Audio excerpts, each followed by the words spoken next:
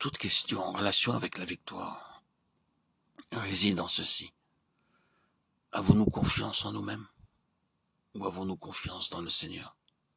Si nous nous référons à nous, alors bien sûr, nous devrons considérer si les Anakim sont forts ou faibles, et si leurs cités sont fortifiées ou non.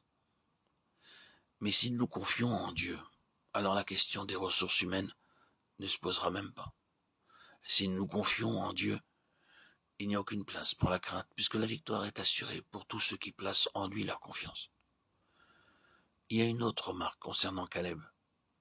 Il a exhorté toute l'assemblée des enfants d'Israël en disant « Ne soyez pas rebelles contre l'Éternel et ne craignez point les gens de ce pays, car ils nous serviront de pâture. » Il désirait montrer aux enfants d'Israël que dans le pays même, ils auraient des ressources pour pouvoir le posséder. Le peuple du pays, c'est du pain pour nous, a-t-il déclaré. Qu'est-ce que le pain? Le pain, c'est quelque chose que vous mangez. Le pain, c'est quelque chose qui apporte plus de force. Les habitants du pays étaient considérés à juste titre comme des hommes de grande taille. Mais Caleb proclamait qu'ils étaient de la nourriture pour le peuple de Dieu. Il n'honorait pas seulement les promesses de Dieu, mais il donnait peu d'importance aux difficultés qui se campaient sur le chemin de leur accomplissement. Et chaque véritable croyant, comme Caleb, honore Dieu et accorde peu d'intérêt aux obstacles. Mais cela ne cède pas la place à l'orgueil, car seuls ceux qui s'humilient eux-mêmes devant Dieu peuvent devenir fermes à ses côtés. Chaque fois que vous rencontrez une difficulté, posez-vous cette question. Vais-je mourir de faim ou vais-je manger la nourriture qui est placée devant moi?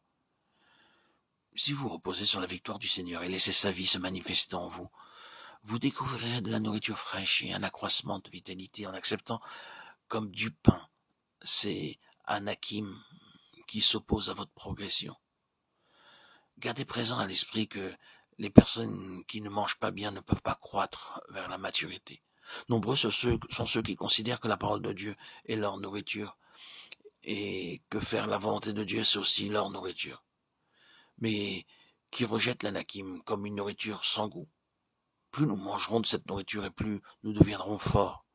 Caleb en est une grande illustration, parce qu'il a accepté l'anakim comme étant du pain. Il était encore plein de vitalité à 85 ans. Il avait tellement assimilé l'anakim au cours de toutes ces années qu'il s'était forgé une constitution qui ne donnait pas l'apparence de son âge. Il en est ainsi dans le domaine spirituel. Bien des frères et sœurs ont rencontré peu de difficultés, mais ils sont spirituellement faibles. L'explication est celle-ci. Ils n'ont pas assez consommé d'anakim. D'un autre côté, il y a ceux qui ont rencontré et vaincu difficulté après difficulté, tentation après tentation. Et ils sont pleins de vigueur. La raison, c'est qu'ils se sont bien nourris d'anakim. Ils ont gagné, vaincu les anakim. Chaque difficulté, chaque tentation que Satan place sur notre chemin devient pour nous de la nourriture. C'est la manière d'agir divine pour progresser spirituellement. La vue d'une quelconque grande difficulté,